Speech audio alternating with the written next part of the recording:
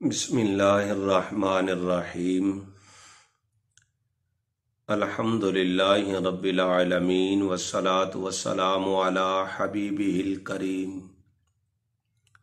وعلی آلہ الطیبین الطاہرین واصحابہ اجمعین اما بعد فاعوذ باللہ من الشیطان الرجیم بسم اللہ الرحمن الرحیم ارأیت الذی ینہی عبدا اذا صلی صدق اللہ مولانا العظیم وصدق رسولہ النبی الکریم الامین الصلاۃ والسلام علیک یا سیدی یا رسول اللہ وعلی آلک واصحابک یا سیدی یا خاتم النبیین۔ ماہ رمضان المبارک کے پر رونق ایام گزر رہے ہیں۔ یقیناً وحدہ لا شریک جل وعلا کی رحمتوں اور برکتوں کا ہر لمحہ نزول ہو رہا ہے۔ اس ماہ مکرم میں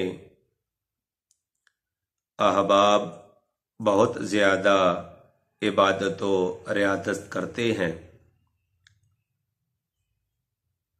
چند روز قبل میں نے اس طرف اشارہ کیا تھا کہ جلد ہی قضائے عمری نماز کا بھی بیان کیا جائے گا۔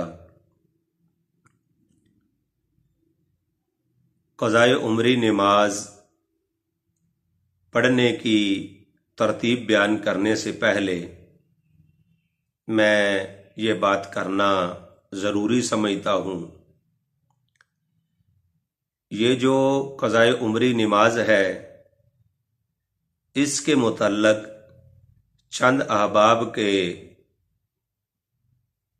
ذہنوں میں اس طرح کی غلط باتیں بھی راسخ ہو چکی ہیں۔ اگر ہم نے قضائے عمری نماز پڑھ لی تو ہماری پچھلی عمر کی نمازیں جو ہیں وہ معاف ہو جائیں گی۔ اس طرح کی ہرگز بات نہیں ہے۔ سرکار دو عالم نور مجسم صلی اللہ تعالی علیہ وسلم نے عرفہ میں حاجیوں کے لیے بخشش کی دعا فرمائی۔ اللہ رب العالمین جل مجدہ الکریم کی طرف سے جواب آیا، ہم نے ان کی بخشش فرما دی ہے سوائے ظالم کے۔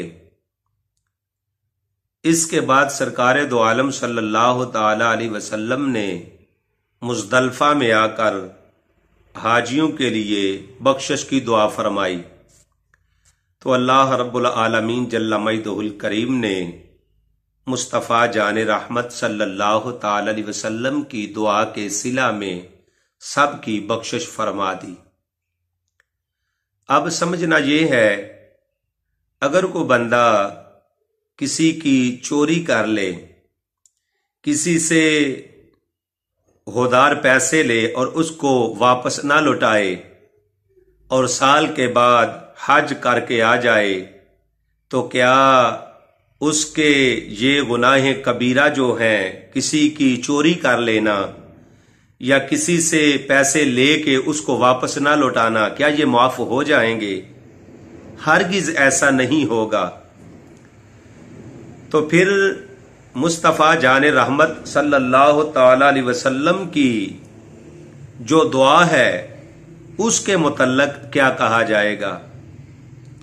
محدثین فرماتے ہیں، مصطفیٰ جان رحمت صلی اللہ تعالی علیہ وسلم نے جو عرفہ میں اور مزدلفہ میں دعا فرمائی ہے، اس کا حاصل کار یہ ہے کہ جب بندہ کسی سے قرض لے تو وعدہ کرتا ہے میں تجھے 1 ماہ کے بعد لوٹا دوں گا، اب وہ وعدے کے مطابق پیسے اس کو واپس نہیں کرتا بلکہ 2 ماہ کے بعد واپس اس کو پیسے دیتا ہے، تو جب حج کرتا ہے وحدہ لا شریک جل وعلا یہ جو وعدے میں تاخیر ہوئی ہے اس کی معافی عطا فرما دے گا۔ اسی طرح اگر کسی کی چوری کر لیتا ہے تو پھر اس کو واپس تو کرنا ہی ہوں گے، اس کے بعد اگر وہ حج کی سعادت حاصل کر لیتا ہے تو وحدہ لا شریک جل وعلا اس کے اس گناہ کبیرہ کو بھی معاف فرما دے گا۔ یہ ہرگز اس کا مطلب اور مقصد نہیں ہے کہ جو چاہے وہ گناہ کرتے رہو اور سال کے بعد حج کر لو تو جتنے گناہ ہوں گے وہ معاف ہو جائیں گے۔ کوئی بھی عقل سلیم والا اس بات کو نہیں سمجھے گا اور نہیں اس کو قبول کرے گا۔ اس واسطے جو اس نے گناہ کیا تھا وہ تو ابھی باقی ہے، تو حج کی وجہ سے اس کی معافی ہرگز نہ ہوگی۔ اسی ترتیب سے اگر کوئی بندہ نمازوں کو قضا کر لیتا ہے نادانی میں، میرے محبوب علیہ السلام نے اس کی ترتیب کو خود بیان فرمایا ہے۔ اگر کوئی مرد یا عورت نادانی کی وجہ میں نمازوں کو قضا کر بیٹھے تو وہ پھر شرمندہ ہو اور نادم ہو، اس کے بعد وہ رمضان المبارک کے جمعۃ الوداع کے بعد اور نماز عصر سے پہلے 12 رکعات نماز قضائے عمری کے نام سے پڑھے، یعنی نیت کرے 2 رکعات نماز نفل قضائے عمری منہ کعبہ شریف اللہ اکبر۔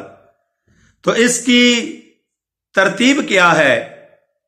جب سورت فاتحہ شریف پڑھ لے، اس کے بعد آیت الکرسی پڑھے، اس کے بعد سورت اخلاص شریف پڑھے اور تیسرے نمبر پہ سورت فلق کی تلاوت کرے، چوتھے نمبر پہ سورت ناس کی تلاوت کرے، یعنی سورت فاتحہ کے بعد آیت الکرسی اور سورت اخلاص، سورت فلق اور سورت ناس شریف پڑھے۔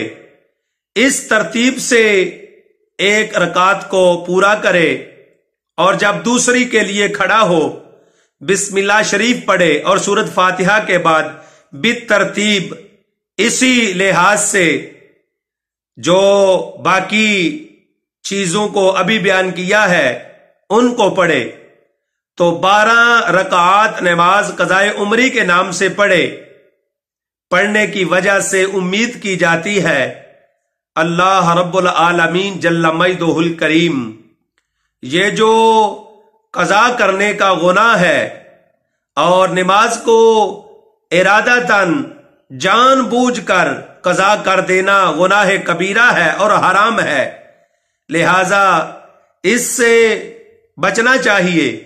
اور دوسری بات یہ ہے کہ جب بندہ قضا نماز کر بیٹھے، ایک تو یہ ہے کہ قضائے عمری نماز کا اہتمام کرے اور دوسرے نمبر پہ قضا نمازیں جو ہے وہ بھی پڑھے۔ وہ چند روز قبل میں نے قضا نماز پڑھنے کی جو تخفیف ہے اس کا بھی بیان کیا تھا، تو اس لحاظ سے بندے کو چاہیے کہ اپنی نمازوں کی حفاظت بھی کرتا رہے، جو آئندہ نمازیں ہیں ان کو ادا کرے اور جو گزر گئی ہے ان کی قضا بھی پڑھے اور قضائے عمری کا بھی اہتمام کرے۔